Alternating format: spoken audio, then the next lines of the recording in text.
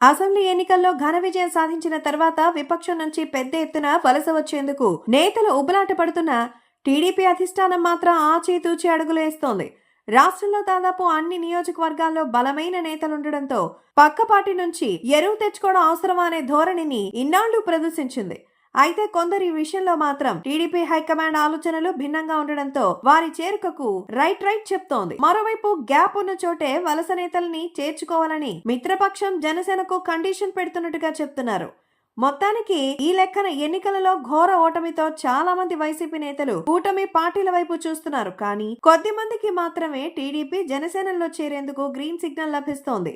ఇప్పటి వరకు వైసీపీకి రాజీనామా చేసిన నేతల్లో మాజీ మంత్రి మోపిదేవి వెంకటరమణ టీడీపీలో చేరగా, మాజీ మంత్రి బాలినేని శ్రీనివాసరెడ్డి, మాజీ ఎమ్మెల్యేలు కిలారి రోసయ్య, అలాగే వీళ్లతో పాటుగా సామినేని ఉదయభాను జనసేనలోకి చేరారు. అదేవిధంగా వైసీపీకి రామ్ చెప్పేసిన ఆళ్ల నాని నేడో రేపో టీడీపీలో చేరబోతున్నారు.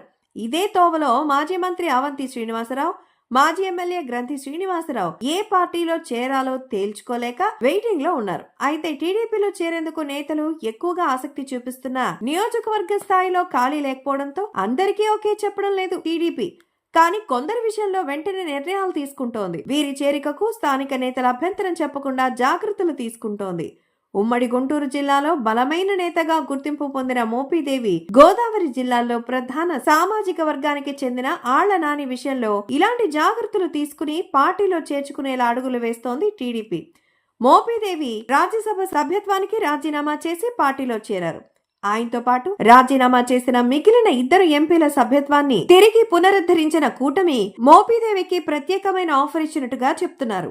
వచ్చే ఎన్నికలలో ఆయన కుమారుడికి అసెంబ్లీ టికెట్ ఇస్తామని హామీ ఇచ్చినట్టుగా ప్రచారం జరుగుతోంది. మోపిదేవి సొంత నియోజకవర్గం రేపల్లెలో రాష్ట్ర రెవెన్యూ మంత్రి అనగానే సత్యప్రసాద్ ప్రాతినిధ్యం వహిస్తున్నారు. వరుసగా 3 సార్లు గెలిచి హ్యాట్రిక్ సాధించిన మంత్రి అనగాని తన ప్రత్యర్థిని చేర్చుకోవడంలో ఎలాంటి వ్యతిరేకత చూపకపోవడానికి ప్రధాన కారణం టీడీపీ రూపొందించిన ఫార్ములానే అంటున్నారు.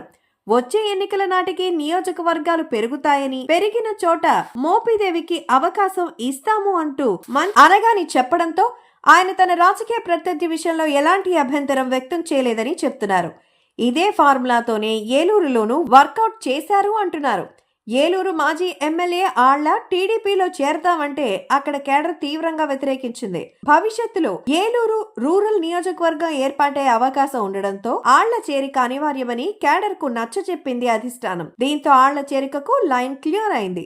ఈ విధంగా భవిష్యత్తుకు అవసరాలను దృష్టిలో పెట్టుకునే ఇప్పటి నుంచి జాగ్రత్తలు తీసుకుంటోంది టీడీపీ. ఇదే ఫార్ములా జనసేనకు సూచించడంతో ఒంగోలు వంటి జనాభా ఎక్కువగా ఉన్న నియోజకవర్గాల్లో వైసీపీ నేతలను చేర్చుకోవడానికి ఆ పార్టీ వేగంగా అడుగులు వేస్తోంది అంటున్నారు.